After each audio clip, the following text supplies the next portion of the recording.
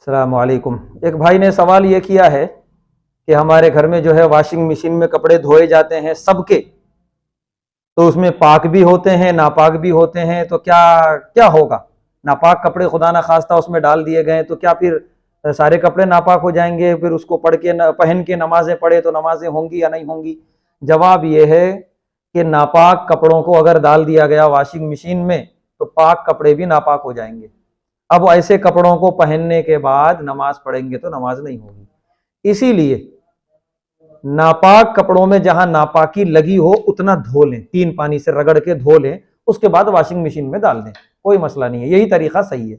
लेकिन खुदा ना खास्ता भूल गए और नापाक कपड़ा वॉशिंग मशीन में हमने डाल दिया तो पूरा कपड़ा धुलने के बाद तमाम कपड़े को निकाल के 3 मरतबा खंगाला जाए, निचोड़ा जाए 3 पानी से, तमाम कपड़ों को, जो नापाक थे वो भी, जो पाक थे वो भी, क्योंकि अब सब नापाक हो गए। उन्हें बाहर निकाल के उन्हें खूब अच्छे तरीके से, साबुन लगाने की जरूरत नहीं है, बस 3 मरतबा पानी उस पर जाके बह जाए, तो 3 मरतबा पानी में डाल के निचोड़ दें, उसके बाद पाक हो जाएगा सारे कपड़े। तो ये 2 तरीके हैं, या तो पहले ही नापाकी पाक करके वॉशिंग मशीन में डालें, और अगर ऐसा नहीं कर सके तो धुलने के बाद, निकालने के बाद उसे 3 पानी में धो के निचोड़ दें, उसके बाद सुखा दें, फिर उस कपड़ों का पहनना जायज हो जाएगा। उसके बाद कुछ सवालात हैं ज़कात के बारे में। कह रहे हैं कि क्या ज़कात बेटी, दामाद या अपने भाई या बहन को दे सकते हैं क्या? देखिए, ज़कात बेटी को नहीं दे सकते, बेटा बेटी जो है नीचे तक इनको नहीं दे सकते, उसमें पोतरा पोतरी सब आ गए। इसी तरह ऊपर माँ बाप को नहीं दे सकते, उसमें दादा दादी सब आ गए। ये उसूल और ये फुरूर दोनों को ज़कात नहीं दे सकते। इसके अलावा भाई बहन जो शाखें हैं इनको दे सकते, भाई बहन को, बहन भाई को ज़कात दे सकते हैं। दामाद को भी दे सकते हैं, हालांकि बेटी को नहीं दे सकते लेकिन दामाद को दे सकते हैं, क्योंकि दामाद उसूल और फुरू में नहीं आता, उनको देना जायज है। उसके बाद कह रहे हैं क्या ज़कात शाबान के महीने में दे सकते हैं या रमजान में देना जरूरी है? क्योंकि शाबान में दे देंगे तो रमजान में तैयारी कर लेंगे वो। जवाब यह है कि पूरे साल में कभी भी ज़कात दे सकते हैं। रमजान में इसलिए दी जाती है कि रमजान में सवाब बहुत ज्यादा है, 1 का बदला 70 है, इसीलिए रमजान में देते हैं। तो अगर आपने शाबान में ज़कात दे दी, कोई हर्ज की बात नहीं है, ज़कात मुकम्मल अदा हो गई और ज़कात देने का पूरा सवाब भी आपको मिलेगा। उसके बाद सवाल यह है कि क्या ज़कात सैयद को दे सकते हैं? सादात का घराना है, अल्लाह के रसूल सल्लल्लाहु अलैहि वसल्लम की जो नस्ल है पाकीज़ा, उसे ज़कात दे सकते हैं क्या?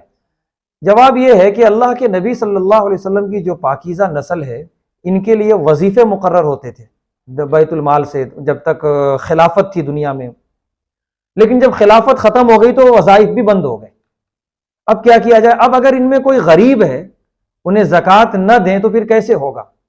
तो इसीलिए फुक़हा ने बहुत गौर व खौस के बाद ये मसला निकाला है कि वाक़ियतन बहुत गरीब है कोई सैयद, अगर हम उसे ज़कात भी ना दें तो न जाने उसकी हालत क्या हो जाएगी बेचारे की। तो ऐसे में हम उसकी ज़कात से मदद कर सकते हैं, लेकिन हमारी पहली कोशिश ये होनी चाहिए कि ज़कात से हट के सही पैसों से उसकी मदद करें, अल्लाह के रसूल सल्लल्लाहु अलैहि वसल्लम के ख़ानदान का एहतराम करते हुए। लेकिन हमारे पास उतनी गुंजाइश नहीं है, ज़कात की ही गुंजाइश है, तो ठीक है, उसके ज़रिए ही मदद करें।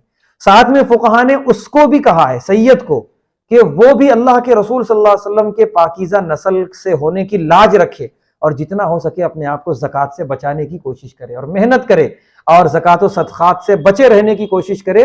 वो कोशिश करेगा, अल्लाह की मदद आएगी इंशाअल्लाह, अल्लाह रास्ते खोलेंगे। तो वो भी कोशिश करे और ये भी कोशिश करें, देने वाले भी, कि सही और अपने ज़ाती माल में से जो है उसकी मदद करें, ज़कात से बचें।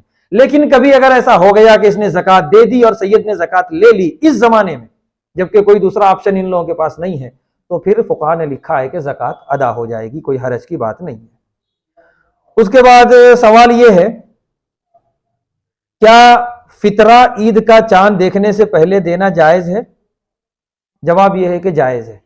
बेहतर तो वही है कि ईद का चांद देखने के बाद फितरा दें, लेकिन इस ज़माने में तैयारियां कुछ ऐसी होती हैं कि पहले से तैयारी करनी होती है।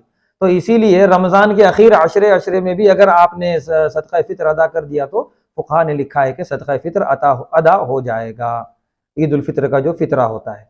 आखिरी सवाल भाई का ये है कि ज़कात के सही हक़दार कौन है? ज़कात के सही हक़दार वो हैं जो हमारे करीबी रिश्तेदार हैं।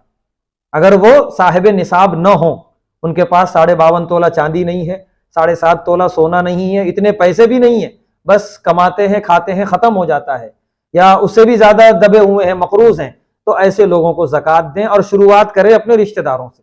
रिश्तेदारों से जब वो ख़त्म हो गए, सारे रिश्तेदारों को हमने दे दिया, अब उन लोगों को दे जो रिश्तेदार तो नहीं है लेकिन बेचारे छुपे हैं, खामोश रहते हैं, मांगते नहीं है हाथ फैला के, उन्हें दें ढूंढ कर।